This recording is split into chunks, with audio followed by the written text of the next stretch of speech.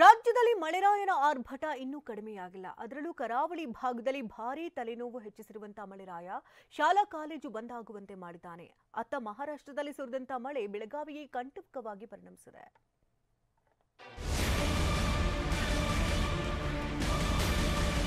ಉತ್ತರ ಕನ್ನಡ ಜಿಲ್ಲೆಯಲ್ಲಿ ನಿರಂತರವಾಗಿ ಮಳೆ ಸುರಿತಾ ಇದೆ.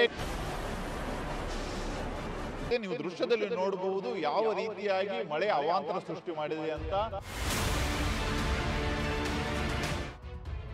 ಉತ್ತರ ಕನ್ನಡದಲ್ಲಿ ಮಳೆ ಆರ್ಭಟ, ಶಾಲಾ ಕಾಲೇಜುಗಳಿಗೆ ರಜೆ.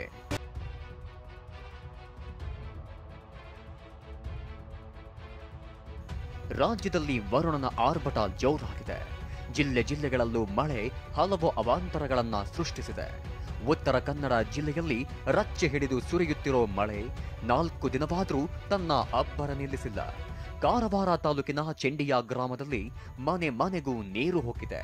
ಅವೈಜ್ಞಾನಿಕ ಸೇತುವೆ ಕಾಮಗಾರಿಯಿಂದಲೇ ಹಳ್ಳದ ನೀರು ಊರ ಕಡೆ ನುಗ್ಗಿದೆ. ಇದರಿಂದ 40 ಮನೆಗಳಿಗೆ ಜಲ ದಿಗ್ಬಂಧನ ಆಗಿದ್ರೆ 10ಕ್ಕೂ ಹೆಚ್ಚು ಮನೆಗಳು ಜಲಾವೃತವಾಗಿವೆ.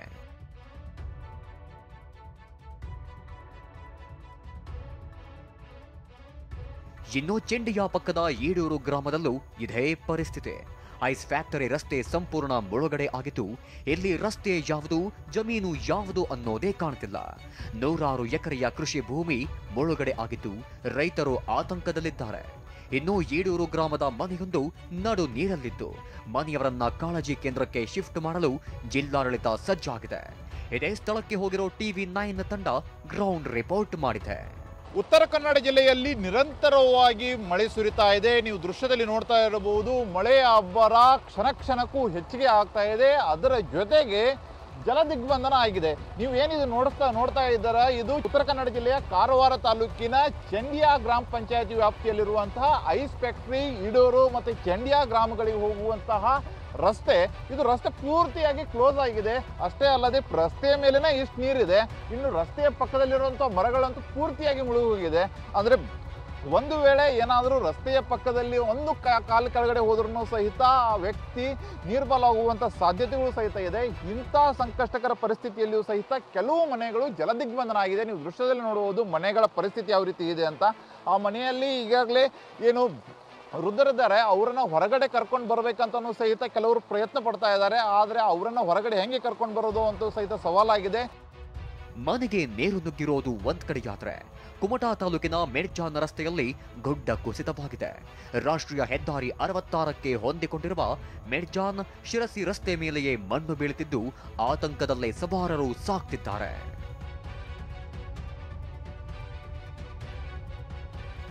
ಯಲ್ಲಾಪುರ ತಾಲೂಕಿನ ಅರೆಬೈಲ್ ಘಟ್ಟದಲ್ಲಿ ಕಾರವಾರ ಬಳ್ಳಾರಿ ರಾಷ್ಟ್ರೀಯ ಹೆದ್ದಾರಿ 63ರಲ್ಲಿ ಮರ ಬಿದ್ದು ಕೆಲ ಹೊತ್ತು ಸಂಚಾರ ಅಸ್ತವ್ಯಸ್ತವಾಗಿತ್ತು. ಇನ್ನು ಹೊನ್ನಾವರ ತಾಲೂಕಿನ ಕರ್ನಲ್ ಹಿಲ್ನಲ್ಲಿ ನಿರಂತರ ಮಳೆಯಿಂದ NH 66ರಲ್ಲಿ ರಸ್ತೆ ಮೇಲೆ ಗುಡ್ಡ ಕುಸಿತವಾಗಿದೆ. ಮಣ್ಣು ತೆರವು ಮಾಡಿದ ಬಳಿಕ ಸಂಚಾರಕ್ಕೆ ವ್ಯವಸ್ಥೆಯಾಗಿತ್ತು. ಉತ್ತರ ಕನ್ನಡ ಜಿಲ್ಲೆಯಲ್ಲಿ ಮಳೆ ಆರ್ಭಟ ಮುಂದುವರೆದ ಹಿನ್ನೆಲೆ ಕಾರವಾರ, ಕುಮಟಾ, ಅಂಕೋಲಾ, ಭಟ್ಕಳ ತಾಲೂಕು ಹಾಗೂ ಹೊನ್ನಾವರ ತಾಲೂಕಿನ ಶಾಲೆಗಳಿಗೆ ಇಂದು ಸಹ ರಜೆ ಘೋಷಣೆ ಮಾಡಲಾಗಿದೆ.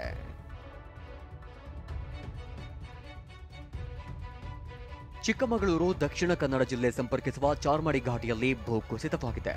ರಾಷ್ಟ್ರೀಯ ಹೆದ್ದಾರಿ 173ರ ಅಲೇಖಾನ್ ಬಳಿ ಹೆದ್ದಾರಿಯಲ್ಲಿ ಭೂಕುಸಿತವಾಗಿತ್ತು. ವಾಹನ ಸಂಚಾರಕ್ಕೆ ಅಡಚಣೆಯಾಗಿತ್ತು. ಮತ್ತೆ ಮಳೆ ಮುಂದುವರೆದರೆ ಇನ್ನಷ್ಟು ಭೂಕುಸಿತವಾಗುವ ಆತಂಕ ಎದುರಾಗಿದೆ.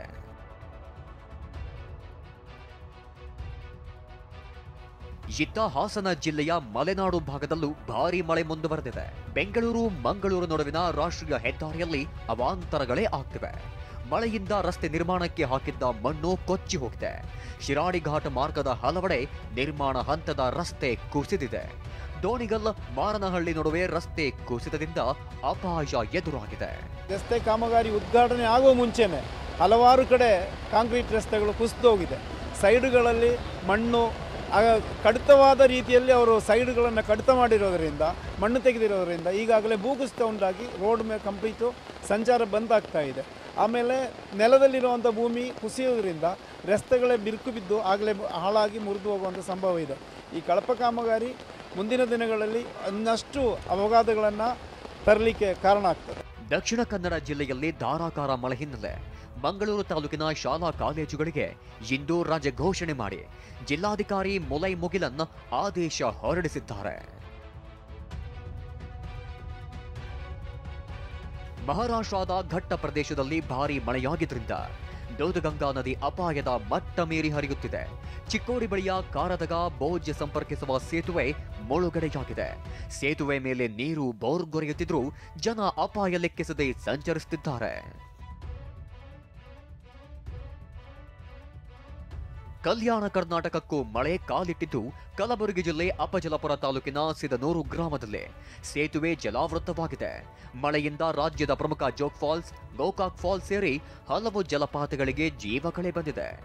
ಒಟ್ನಲ್ಲಿ ರಾಜ್ಯಾದ್ಯಂತ ಮಳೆ ಅಬ್ಬರ ಜೋರಾಗಿದ್ದು ಮತ್ತಷ್ಟು ಅವಾಂತರಗಳು ಆಗುವ ಸಾಧ್ಯತೆಗಳು ಹೆಚ್ಚಿವೆ. Bureau report, TV9.